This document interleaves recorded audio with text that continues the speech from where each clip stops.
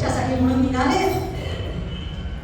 शापूरनामी नगरी एक होती कृष्णानी, एक बाजी पंत शेकदारी करीता होता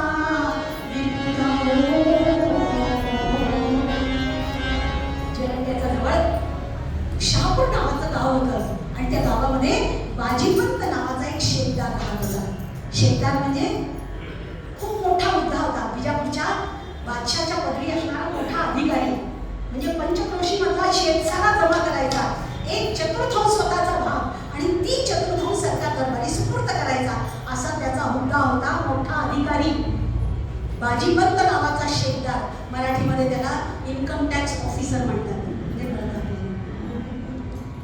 आता झालं काय, सगळीकडे बेबंदशाही माजलेली होती. सगळे अधिकारी मंडळी बोकालेले होते, टेका खालून घेत होते, टेका वरून घेत होते.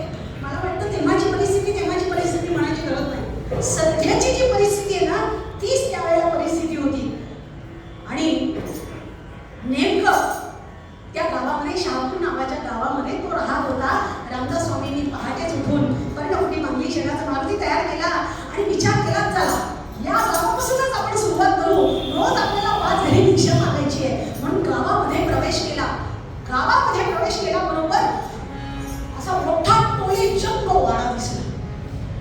रामदास स्वामींनी मनामध्ये विचार केला, मोठा वाडा असो किंवा झोपडी असो, 5 घरी भिक्षा मागायची आहे. पण तो वाडा होता कोणाचा? हा बाजीपंताचा वाडा होता. मोठा वाडा होता. समोर 100 बाय 100चं मोठं अंगण होतं. अंगणामध्ये शेणाचा सडा घातलेला होता. सुबक अशा रांगोळ्या घातलेल्या होत्या. विचार केला, चला इथूनच सुरुवात करू. म्हणून त्या अंगणामध्ये उभे राहिले आणि एकच गर्जना केली, श्रीराम जय राम जय जय राम, श्रीराम जय राम जय जय राम, जय जय रघुवीर समर्थ. धीर गंभीर आवाजामध्ये गर्जना केली. म्हणतात त्यावेळेला बाजीपंताची बायको, तिचं नाव होतं सतीबाई, आणि ती म्हणे पहाटेचं पहिलं काम करत होती. आता पहाटेचं पहिलं काम कुठलं?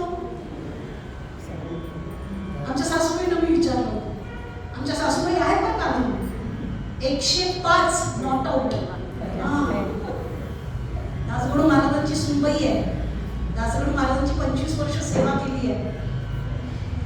त्या सांगतात पहाटेचं पहिलं काम कोणतं होतं? हातामध्ये पाटल्या, बांगड्या, कोडे घालून सुद्धा आम्ही 100 बाय 100च्या अशा ओसऱ्या नुसत्या साधून काढायचो. नऊवारी पातळ, एक फटका मारला की अर्धी ओसरी साधून निघायची. अशी पहाटेचं पहिलं काम. मुलगी दुखी नाही, सावली दुखी नाही, अजूनही खाली बसतात त्या. आपल्याला नाही बसता येत, त्यांच्यासमोर खुर्चीवरती बसावं लागतं आपल्याला. असो, सांगायचं तात्पर्य, ती पहाटेचं पहिलं काम करत होती सतीबाई आणि साधून घेण्याचं काम करत होते. आणि एकदम तिच्या कानावरती गर्जना ऐकू आली, श्रीराम जय राम जय जय राम. ती एकदम खडबडून जागी झाली, कारण ती आमच्या तुमच्यासारखी, तिला माहिती आहे तर रामाचं नाव केव्हा घेतात. शेवटी गावातला कोणी एखादा जर गचकला तर 4 लोक तिरडीवरती घेऊन जातात. राम नाम सर्प है, सर्प गेल्या गत है. तिला वाटलं मी हा झोपडा दारासमोर आला, अभद्र बोलायला लागला. ती धावत आली बाहेर आणि रामदास स्वामींना म्हणू लागली, नको बोलू सरे झोपड्या, नको बोलू सरे झोपड्या,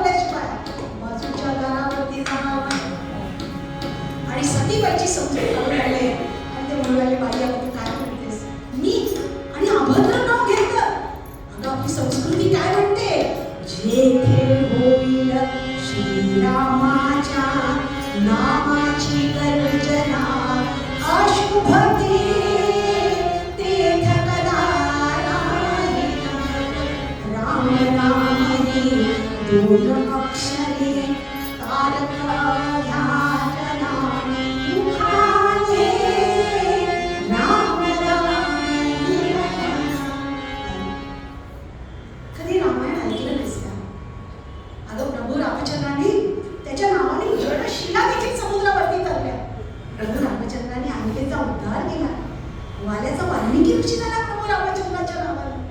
बरं एवढंच कशाला, भगवान शंकरांनी देखील आपला आराध्य दैवत म्हणून मानलेलं आहे. ऐकलेस की नाही?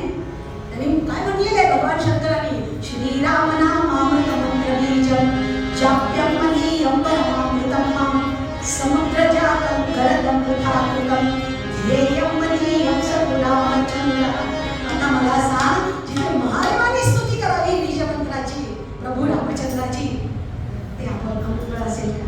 नाही. माझ्यावरती विश्वास, एकदाच म्हण, माझ्यासाठी म्हण, राम राम राम राम राम राम.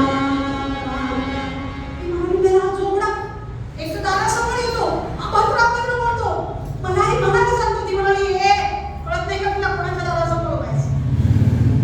या पंचक्रोशीमध्ये आमचे लोक श्रीमंत पडी नाही. शेतदार म्हणतात, शेतदार हा वाडा बघतोय ना, तसे 10 वाडे आहेत आमचे. लेकरा बाळाच्या नावाने तेवढं डोंगलं ठेवले बाहेर. ते बघतोय ना, एक ग्रंथ नाही, प्युअर सोन्याचं आहे. नको म्हटलं तरी तेच तेच तेच तेच नाव घेतो, जातोच की नाही इकडून. रामदास स्वामी बघतच राहिले. म्हणे, बाई अगं माझ्यासारख्या संन्याशाला तुझ्या वैभवाची काय गरज? फक्त एकदा तू तुझा प्रश्न विचारतो. एवढं सगळं जे काही कमवलं आहेस ते सगळं वरती घेऊन जाणार आहेस का? अहो जाऊ दे ना, 3 लाख होऊ दे, नाही तर 2 लाख होऊ दे, काय करायचंय आपल्याला? वरती थोडंच घेऊन जायचं. रोज तेव्हा त्याने विचार केला, धनानी भूमो पशुश्च गोष्ठे भार्या गृहद्वारतनश्मचारे देहश्चितायां परलोकमार्गे कर्मानुगो गच्छति जीवते. नको मरमर करूस बाई, माझ्या काही रुचे नाही, अजूनही काही गेली नाही. आता तरी म्हण, माझ्यासाठी म्हण, तुझ्या कल्याणासाठी म्हण, एकदाच म्हण, राम राम राम राम राम राम राम राम. आता मात्र सतीबाईची तळपायची आग मस्तकाला भिडली. ती म्हणली, नको नको म्हटलं तरी बऱ्या मुलाने जातच नाही. आता तिचा सगळा राग कृतीमध्ये उतरला. आता त्यावेळेला ती काय करत होती?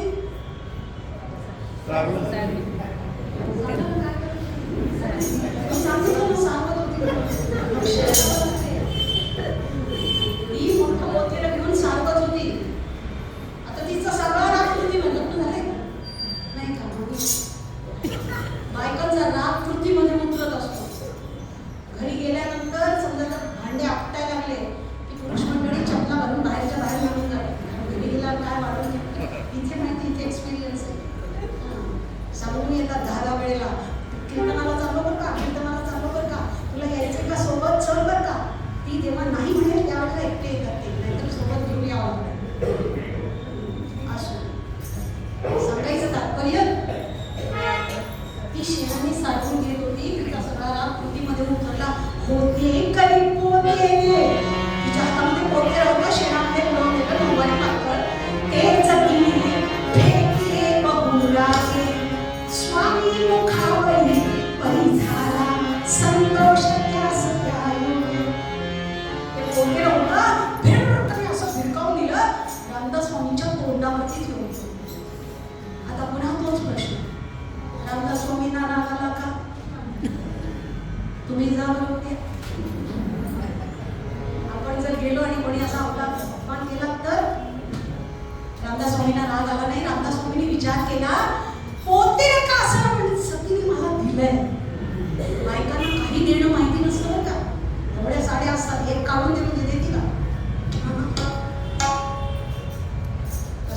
खूप मोठं आहे प्रकरण बायकांच्या साड्यांचं.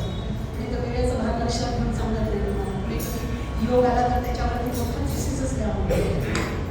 असो, आपल्या संस्कृतीमध्ये सांगितलेलं आहे की हस्तस्य भूषणम दान. हाताचं भूषण हे दानामध्ये, पाटल्या बांगड्या तोडे घालण्यामध्ये नाही. हाताचं भूषण हे दानामध्ये. बायकांना काही ना काहीतरी दानधर्म घडावा म्हणून आपल्या संस्कृतीमध्ये जे वाणपुसा ठेवलाय ना, संक्रांतीचा वाणपुसा, ते बायकांना दानधर्म घडावा याच्यासाठी ठेवलेलं आहे. असो, सतीबाईंनी पोतेला कसं आपल्याला दिलेलं आहे, आणि नुसतं पोतेला दिलेलं नाहीये, तर विषयी रूपी शेणामध्ये बरबडलेलं तिचं मन तिने पोतेच्या रूपात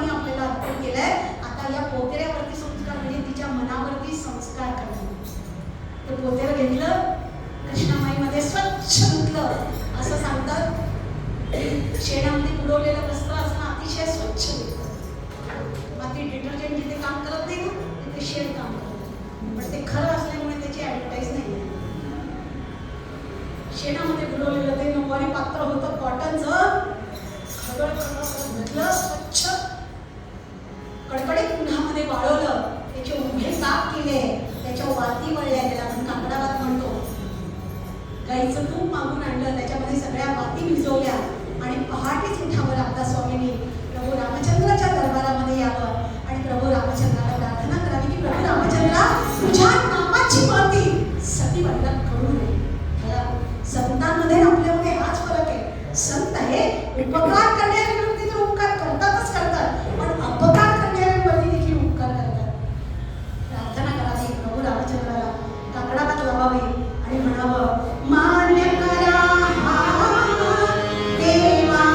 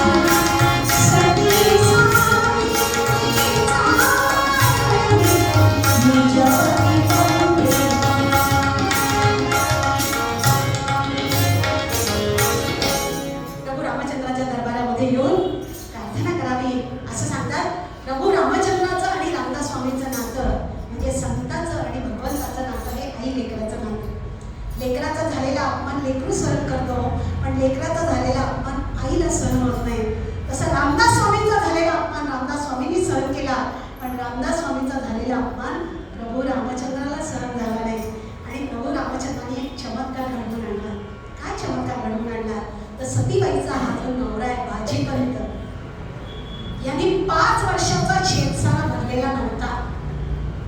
5 वर्षाचा शेतसारा न भरून त्यांनी सगळे गाडे बांधले होते, गाड्या घेतल्या होत्या, लेकरा बाळाच्या नावाने तेवढं डबुलं ठेवलेलं होतं.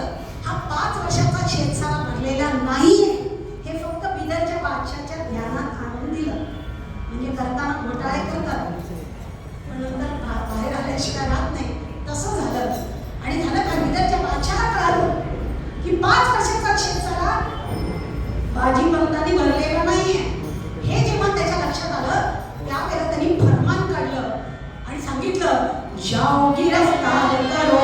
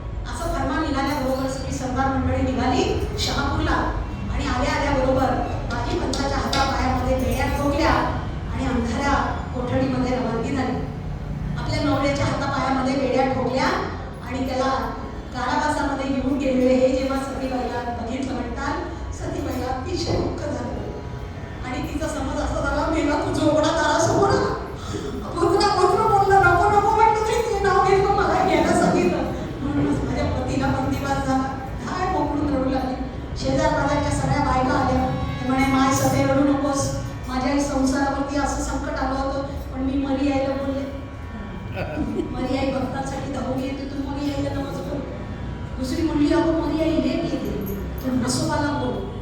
तिसरी मंडळी सरळ जेजुरीला जाऊन गेली. सिरियल झाल्यापासून सगळ्यांना बाबायला लागला. आता जो संकटामध्ये सापडतो त्याला प्रत्येकावरती विश्वास बसतो. तशी सतीबाई 6 महिने सगळ्या देवदेवतांना नवस बोलू लागली. गड्डे झाले, दोरे झाले, ताईत झाली, व्रत झाली, वैकल्य झाली. सत्वरी पावतु मला, सत्वरी पावतु मला, सत्वरी पावतु मला.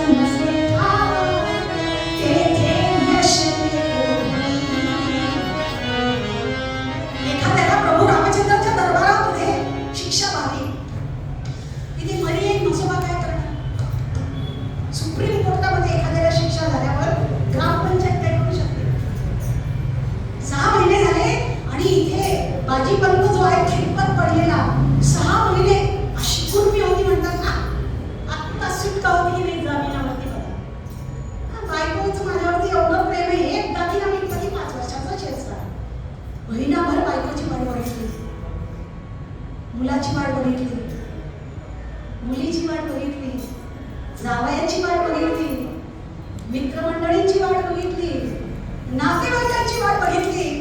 आणि बघता बघता बघता बघता भाजीपंत हा जो बहिर्मुख होता तो अंतर्मुख झाला.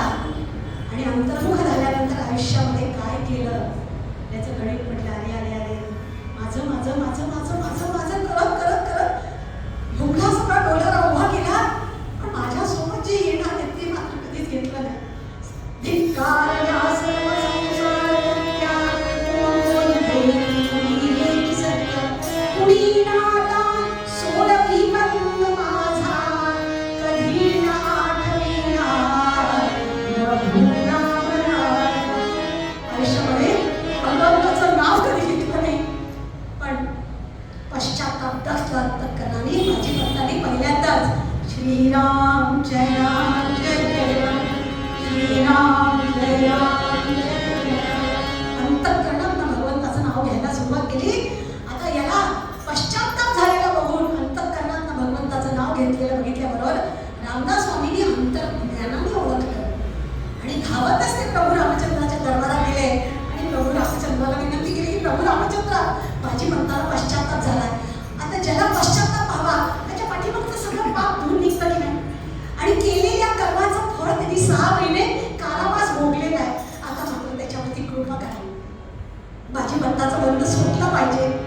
हे ऐकल्यावर प्रभू रामचंद्र म्हणू लागले अरे त्याच्यासाठी तू समर्थ आहेस, तू जा आणि भाजीपंताचा बंध सोड आणि लोकांनी सुद्धा तुला समर्थ म्हणावं अशी माझी इच्छा आहे.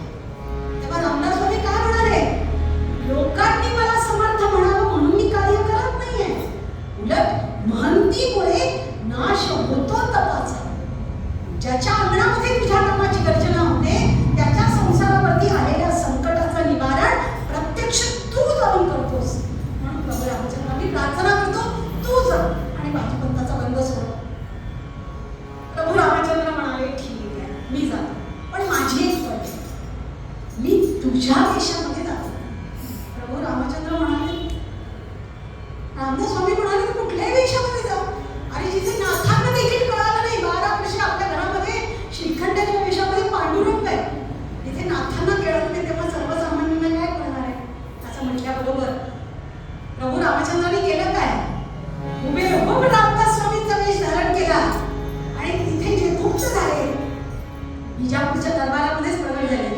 विजापुरी गली गली गमनशील अत्यादरी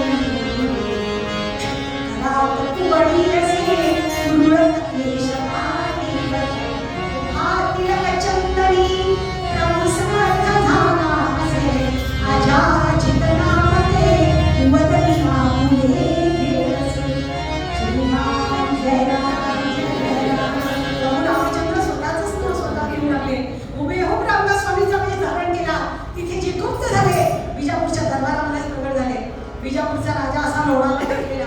त्यांनी बघितलं कुठले तरी स्वामीजी आलेले आहेत. ओळखले नाही, त्यांनी बघितलं नाही नव्हतं. त्यांनी विचारलं प्रभू रामचंद्राला, स्वामीजी आप कौन हो, कहाँ से आए हो, क्या काम लेकर आए हो? त्यावेळेला प्रभू रामचंद्रांनी उत्तर दिलं, तुझ्या दरबारामध्ये बाजीपंत नावाचा जो नेक नौकर आहे त्याच्यासाठी मी आलो आहे. आणि सांगितलं उस हरामखोर का नाम मत निकालो, 5 साल से 6 साल दिया हुआ नाही. त्यावेळेला खूप मोठं रूपक आहे. आणि सांगायचं तात्पर्य असं आहे, प्रभू रामचंद्र म्हणाले, अरे तुझ्या दरबारामध्ये त्याच्यासारखा नेक नौकर दुसरा कोणी नव्हता. तुझ्या राज्याची भरभराट व्हावी, तुझा नावलौकिक वाढावा, त्याच्यासाठी म्हणून 5 वर्षाचा छेद झाला आणि गाव दुप्पट योजनेमध्ये ठेवलेला होता. त्याचा मी मुनीम आहे. ज्या वेळेला मला कळालं त्यावेळेला तो पैसा मी सोबत घेऊन आलेलो आहे. म्हणून जवळची जी कसबी होती ती कसबी उपडी केली म्हणतात. पैशाच्या ढीकच्या ढीक जमा झाला. सरदार मंडळी पैसा मोजून घेता घेता घेता हात टाकले. पैसा कमी झाला नाही. बादशाह खुश झाला. ताबडतोब त्यांनी फरमान काढलं, बाजीपंत को छोड़ दो.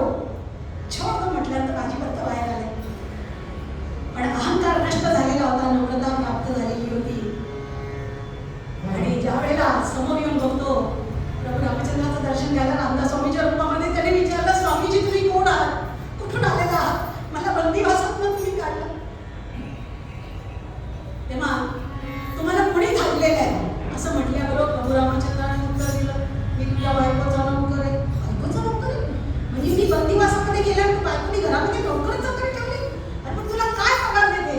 प्रभू रामचंद्राने उत्तर दिलं, पोतेर. अजून काही म्हणायच्या आत विचार केला. रामदास स्वामींनी सोपवलेली कामगिरी संपली. आता याच्या पुढे हा काय त्यांना प्रसिद्धी झाली. तिथे जे गुप्त झाले प्रभू रामचंद्र आणि रामदास स्वामींच्या पुढे प्रकट झाले आणि म्हणाले, बाजीपंताचा बंद सोडवला, आता याच्या पुढे तू जाणे, तुझा तू बाजीपंत जाणे. बाजीपंत मात्र बघतच राहिले, हे स्वामीजी गेले कुठं, या मुळीत गेले का, या मुळीत गेले का, या मुळीत गेले का, या मुळीत गेले का, सगळीकडे तपास केला. पण ज्या अर्थी आपल्या बायकोचं नाव घेतलंय, आपल्या बायकोला निश्चित माहिती असणारे स्वामीजी कोण आहे, आपण तिलाच जाऊन विचारावं. म्हणून झाप झाप झाप झाप पावलं टाकत तो घराच्या दिशेला जायला निघाला. आता इथे काय झालं, प्रभू रामचंद्रांनी सांगितलं, बाजीपंताचा बंद सोडवला, आता तू जाणे, तुझा तू बाजीपंत जाणे. रामदास स्वामींनी अंगामध्ये केसला घातली, कमंडलो घेतले, खडावा घातल्या, त्रिपुंड लावला, जटा सुटलेल्या रुद्राक्षाची माळ घालत छाप छाप छाप छाप पावलं टाकत सतीबाईच्या दारासमोर. ज्या वेळेला सतीबाईच्या दारासमोर आले त्यावेळेला घरामध्ये, आता ज्या घरामध्ये घरधनीच नाही, अक्षरशः अवकळा पसरलेली होती. अंगणामध्ये सडा नाही, रांगोळी नाही, झाडं लोटायली, सगळीकडे जाळ्या झळमट झालेली, कपाळाला हात लावून गुंतलेल्या चेहऱ्यांना रडत बसलेली होती. आणि सतीबाईला बघितल्याबरोबर त्यांना खूप दुःख झालं. अरे काय झाली परिस्थिती. अंगणामध्ये आल्याने एकच गर्जना केली, श्रीराम जय राम जय जय राम, श्रीराम जय राम जय जय राम, जय जय रघुवीर समर्थ. हे ऐकल्यापासून खडबड लागली. ती म्हणाली, मेला हा झोपडा 6 महिन्यानंतर पुन्हा कथा समोर असतो. आता काय गाढवाचं नाव तर फिरणं अशी इच्छा आहे का काय याची. 10 बाहेर आले.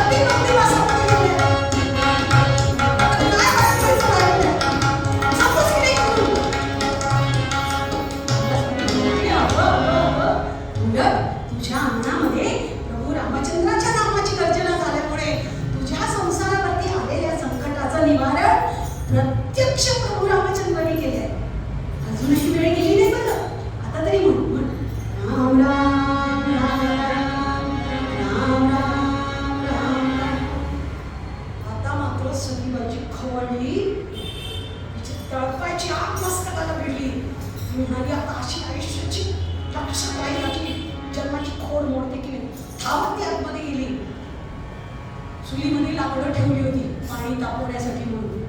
ती दोन्ही हातामध्ये जळकी लाकडं घेतली आणि धावत आली रामदास स्वामींना मारण्यासाठी म्हणून. रामदास स्वामींनी विचार केला, पोतेला परवडलं, लाकडं काही परवडण्यासारखी नाही आहेत. तिला लांबून भरभरून आशीर्वाद दिला आणि चटणीशी बाजूच्या गोळीत निघून गेले. आता ते बाजूच्या गोळीत जायला आणि दारामध्ये दत्त म्हणून बाजीपंत उभे राहिले. एकच वेळ झाला.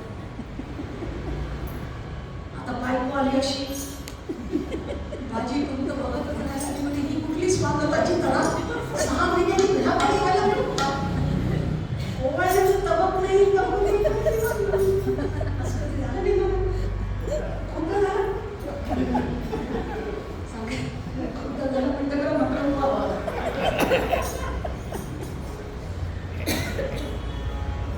पण नवऱ्याला माहिती बरोबर तुम्ही आला. तिचा अक्षरशः आनंद करणं पाहण्याचा झाला. जरकी लाकडं घट्ट पळून गेली आणि धावत गेली. नवऱ्याचे पाय धरले. ती म्हणे खरंच आनंदाचा दिवस. खरं म्हणजे मी काय केलं नव्हतं. खोटा आळा माझा तुमच्यावरती. सांगा ना तुमची सुटका कशी झाली. सांगा ना तुमची सुटका कशी झाली. काय म्हणतो झालेलं. बाजीपंतांनी दोन्ही हातांनी आपल्या बायकोला उठवलं आणि सांगितलं, सत्य सत्य आजचा तो दिवस दिसतोय ना तर केवळ तुझ्यामुळे दिसतोय. तूच माझा बंदीवास उठवलास. तुझ्याचमुळे मी सुटून आलो. सतीबाई म्हणाली, जाताना चावले गेले. डोक्यावरती परिणाम झाला का काय? मग आई आपली काय म्हणताय? तुम्ही गेल्यापासून मी उंबरठा देखील बोलायला नाही आणि कसं काय मी बंदीवास सोडवला येईल? तेव्हा बाजीपंत म्हणून लागले, सती मी खोटं बोलत नाहीये. दरबारामध्ये घडलेली सगळी गोष्ट सांगितली. तुझ्यातर्फे काला योगी सोडवया मला, केश होते डोईवर, धूळ होते पाठीवर, उभा तिलक चंदनी, प्रभू नाम घेत असे बदली. उभे होऊन आपलं स्वामीचं वर्णन केलं आणि सांगितलं, सते सते हे स्वामीजी पुढे मला सांग. माझ्यासाठी पैशाच्या ढीकच्या ढीक जमा केल्या आणि सांगितलं, मी तुझ्या बायकोचा नाव करेन. पोते असं काहीतरी बोलले. सते सांग ते स्वामीजी मी किती शोधतोय. कोण आहेत ते स्वामीजी? कुठे गेले ते स्वामीजी? मात्र सतीबाईच्या पायाखालची जमीन हादरली. ती म्हणू लागली, ते कसं सांगू? ते आत्ताच येऊन गेले. तिने मनात धरलं नवऱ्याचं आणि धावतच सुटली. रामदास स्वामी बाजूच्याच मुळे गेले होते आणि दुसऱ्या दरवाजाच्या समोर उभं राहून, श्रीराम जय राम जय जय राम, श्रीराम जय राम जय जय राम, जय जय रघुवीर समर्थ अशी आवाज येत होते. बाजीपंतांनी लांबूनच बघितलं आणि म्हणून सते सते हाच योग.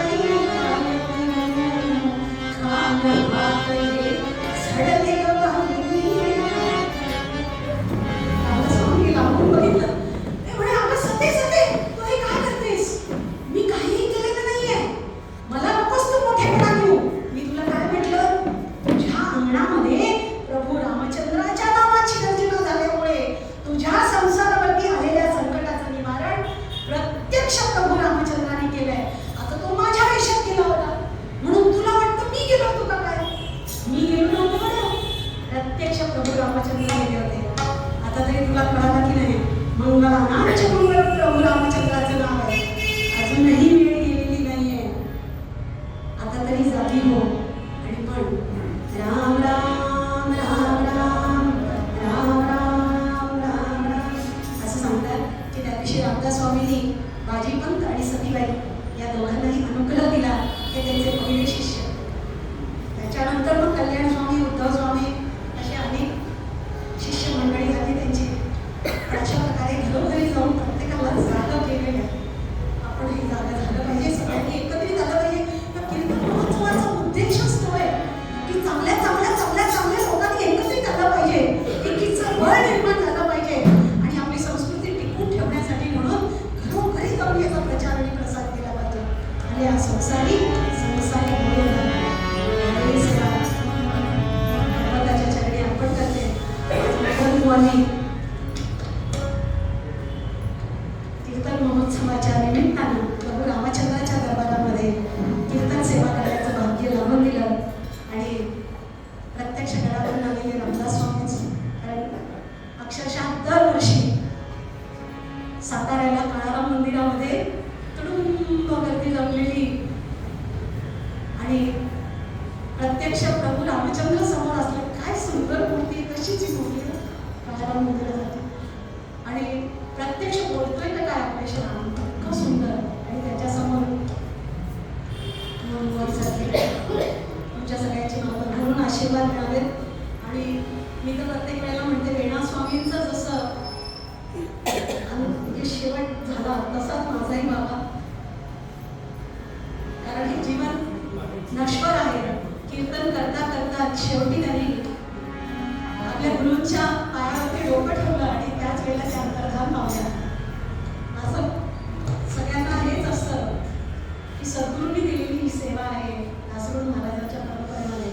आणि माझे पतीच माझे गुरु आहेत आणि रोज एक नवीन कीर्तन शिकण्याचा योग मला येतो.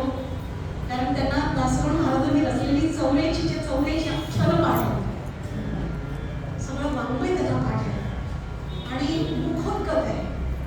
किती त्यांच्याजवळ मी म्हणते की अजून एक आपल्याला जन्म घ्यावा लागेल दासगुरू महाराजांचं नुसतं वाङ्मय वाचण्यासाठी म्हणून.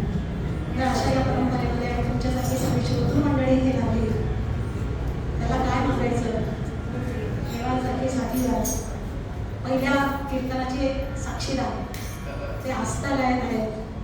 भिवू नकोस मी तुझ्या सोबत आहे अशी म्हणणारे देव मंडळी.